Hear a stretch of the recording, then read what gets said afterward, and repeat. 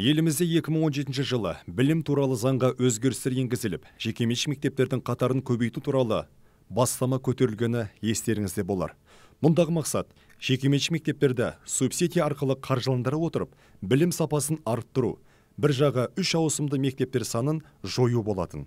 Осы бағдарлама аясында соңғы 2 жылда мемлекеттік тапсырысты орындайтын жекеменшік мектептердің саны күрт артты. Бұрын ауқатты отбасылардың ұл-қыздары ғана бас сұғалатын жоғары санатты мектептерге енді тұрмысы төмен отбасылардың талантты балалары да оқуға мүмкіндік алғандай еді. Алайда, кейін ашылған жекеменшік мектептердің білім сапасы шын мәнінде жоғары деңгейде ме? Мемлекет қаржысын игеруді көздеген инвесторлар білімді бизнеске айналдырып алған жоқ па деген сауал көкейді кескілейді. Себебі Шымкент қаласындағы жекеменшік мектептердің бірі Риананың үстінен 6 айдан бері қылмыстық іс қозғалып жатыр. Риана жекеменшік мектебіне 2019-2020 жылдары Шымкент қалалық білім басқармасы арқылы 774 миллионнан аса қаржы қаралған. Соның ішінде Шымкент қаласы ішкі мемлекеттік аудит департаментінің тексерістері негізінде бастапқыда 40 миллионнан аса қаржы, кейін 75 миллионнан аса қаржының заңсыз жұмсалғаны анықталды. Бұл іс Шымкент қаласы бойынша сыбайлас жемқорлыққа қарсы іс-қимыл департаментіне жолданып, бюджет қаржысын талан-таражға салғаны үшін қылмыстық іс ретінде дереу тергеу жұмыстары басталып кетті. Қазір бұл іс республикалық көлемде қозғалып жатыр. Өйткені Риана мектебінің құрылтайшысынан, сондай-ақ мектеп директорына жауап алу сәтінде қаржыны заңсыз пайдаланудың бір ұшы 2019-2020 жылдары Шымкент қалалық білім басқармасының басшысының міндетін атқарушы Айгүл Текебаеваға келіп тіреліп отыр. Риана мектебінің құрылтайшысы Елмира Дүйсенқызы өзінің жауап берген хатында менің бұл іске қатысым жоқ, барлығын мектеп директоры Тұрар шешіп отырған деп жалтарып өзгеге ысырып салған.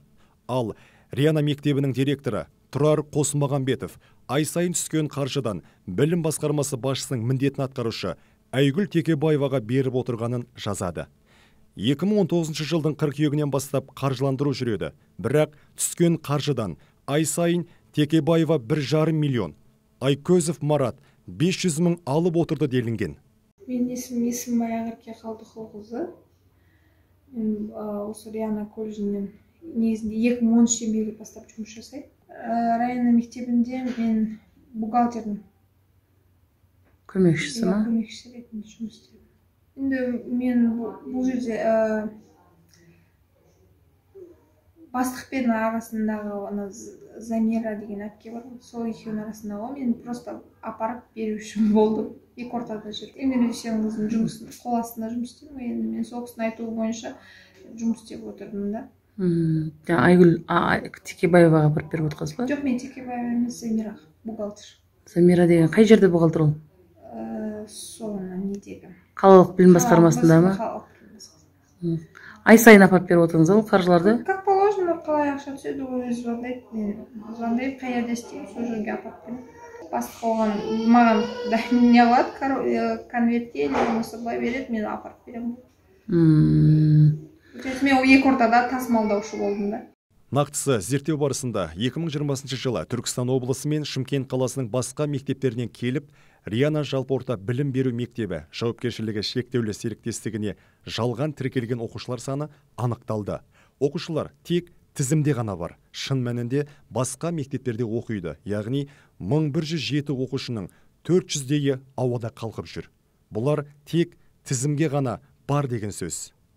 Риана мектебінің оқушылар тізімінде бесіктен белі шықпаған 1 жасар сәбилер мен балабақша жасындағы 4-5-тегі бүлдіршіндердің тіркелуі нені білдіреді? Бұл жерде бір шикіліктің иісі шығып тұрған жоқ па? Мектептің 2020 жылдың жаз айларында тәрбие ісі жөніндегі орынбасарының айтуынша, бұл құжаттар көшіп қону кезінде жоғалып кеткені тіпті күдік тудырады. Риана жалпы орта мектебі Сарбаздар көшесінде орналасқан. Май айында. Сарбаздар көшесінің корпусын алып қойды да Гагарина 22 А корпусына көшетін болды. Баланың бізде 1-ші сыныптан 11-ші сыныпқа дейін. Жеке құжаттар ма? Оның ішінде жаңағы баланың метркелері, жаңағы мектепке қазірге дайындалып жатқан қандай құжаттар кіреді? түбірі ма, көшірме ма? түбірі жоқ деді. Ал туу тууралуу куәликтердин түбірі жоғалды ма? Туу тууралуу куәликтердин түбірі жоғалды деді. Жаңа мектепке өткізілген құжаттарын. Ал енді оған жеке машина құжатқа жалданған болатын. Қаяқтан жалдап алып келген, орада регионға да звондамаған, ордаға да звондамаған, қандай такси деген кезде балдар айтқан. Жолдан ұстап алып келдік, салдық, адресті айтып отырдық, сол екі ортада таппай қалдық құжаттарды деді. Арыз шағым түсті, кадр бөліміне бізде жаңағы жеке айналысты олармен толықпен. Қай ауданға түсті? Абай аудандық ішкі істер басқармасы.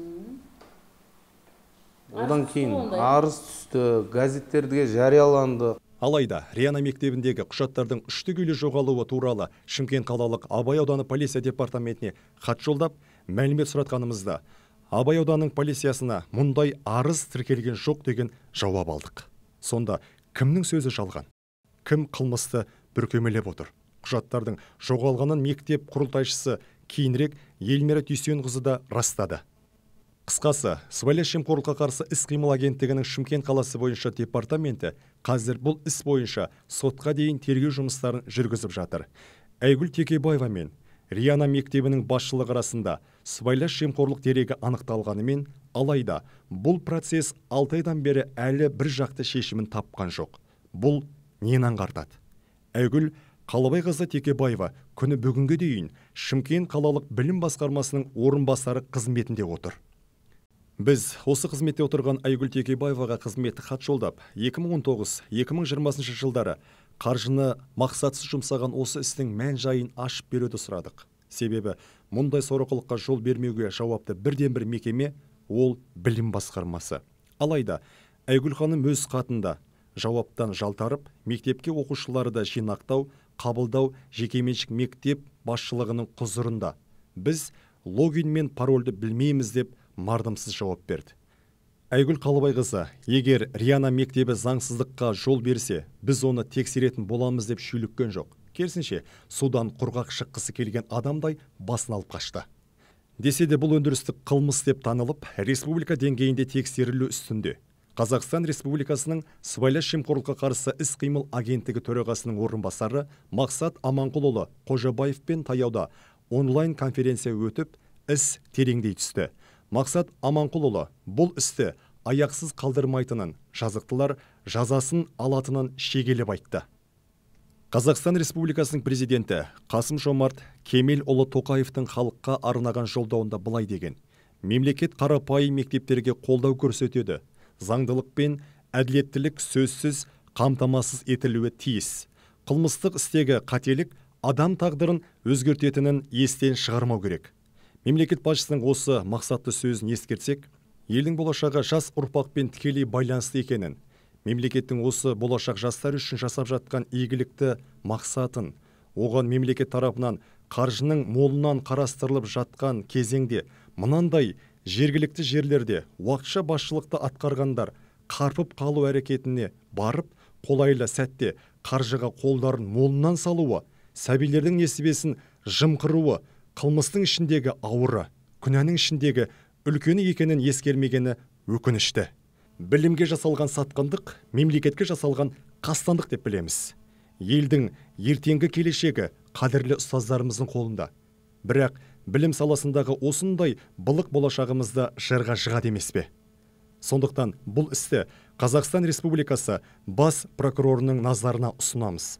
Мұндай келеңсіздіктер жалғасып кете бермеу керек. Бұл қоғамдағы барлық сала басшыларына сабақ болуы тиіс екенін естен шығармайық.